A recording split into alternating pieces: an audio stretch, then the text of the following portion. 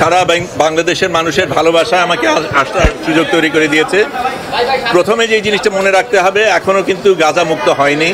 গাজার মানুষরা এখনো আক্রান্ত, তাদের উপর এখনো নির্যাতন চলছে, এবং সেটা যতক্ষণ না হয় আমাদের কাজ কিন্তু শেষ হয়নি। তার বাইরে যেটা বলবো, আমি অনেক মানুষকে ধন্যবাদ জানাবো। প্রথমে বাংলাদেশি যারা সারা পৃথিবীর থেকে সাড়া দিয়েছে, দোয়া করেছে, ভালোবাসা পাঠিয়েছে, তাদের কাছে আমি কৃতজ্ঞ। আমি তুরস্ক এয়ারলাইন্স আমাদের আসার ব্যবস্থা করে দিয়েছে, তাদের কাছে ধন্যবাদ জানাই। আমাদের দেশের সরকার যেভাবে সাড়া দিয়েছেন, আমাকে ওইখানে ইস্তানবুলে আমাকে গ্রহণ করেছেন, একদম আমার সাথে কোনো যোগাযোগ করার কিছু ছিল না, সেগুলির ব্যবস্থা করে দিয়েছেন, সেগুলির জন্য ধন্যবাদ।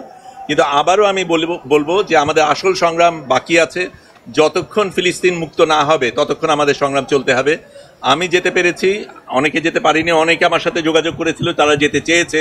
আমি মনে করি আরো হাজার এরকম ফ্লোটিলা যাওয়া দরকার, এবং যতক্ষণ না ফিলিস্তিন মুক্ত না হবে আমাদের এই সংগ্রাম চালিয়ে যেতে হবে। ধন্যবাদ আপনাদের সবাইকে।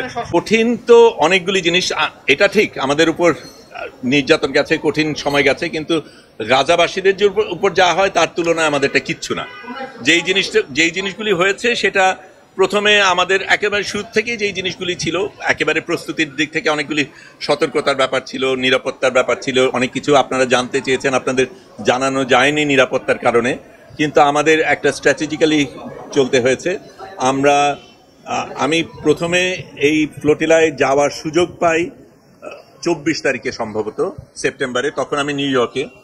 তখন খুব দ্রুত টিকিট কেটে ঢাকায় এসে ঢাকার থেকে বদল করব, কাজে আমি ওখান থেকে আম্মান যাই, আম্মান থেকে দোহা যাই, দোহা থেকে ঢাকায় আসি, ঢাকায় এসে এখানকার কিছু কাজ সেরে অল্পক্ষণের মধ্যে আবার ফ্লাইট নিয়ে রোমে যাই। রোমের থেকে আমরা যেখানে যাওয়ার কথা ছিল 28 তারিখ সন্ধ্যার মধ্যে আমাদের ব্রিন্দিসি বোধহয় জায়গাটার নাম, হ্যাঁ ব্রিন্দিসি, ওখানে পৌঁছানো সম্ভব ছিল না এই সময়ের মধ্যে। কাজেই যেটা করি, রোম পর্যন্ত যাই, রোম থেকে আবার রাতের বাস নিয়ে 10.5 ঘন্টা গিয়ে লেচ্চেতে যাই, সেখান থেকে আরেকটা বাস নিয়ে ট্রেন স্টেশনে যাই, ওখান থেকে ট্রেন যাত্রা করে আরেকটা বাস নিয়ে বাকি পথ হেঁটে ওখানে আমি 29 তারিখ সকালে পৌঁছাই। সেই দিন আমাদের প্রস্তুতি পর্ব ছিল, ট্রেনিং এর ব্যাপার ছিল। পরের দিন সকালবেলা আমরা রওনা দেই এবং তখন থেকে আমরা যাত্রা শুরু করি।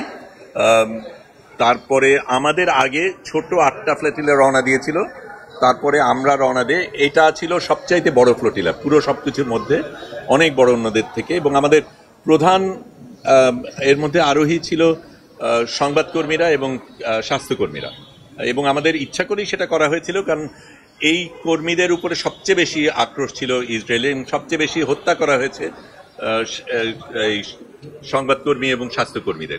কিন্তু আমার কাছে যেটা সবচেয়ে বেশি, শারীরিক অত্যাচার নিয়ে আমি কথা বলতে চাই না, কিন্তু যেটা আমার সবচেয়ে বেশি অপমান বোধ হয়েছে সেটা হচ্ছে আমাদের বাংলাদেশি পাসপোর্ট তারা ছুঁড়ে মাটিতে যখন ফেলেছে।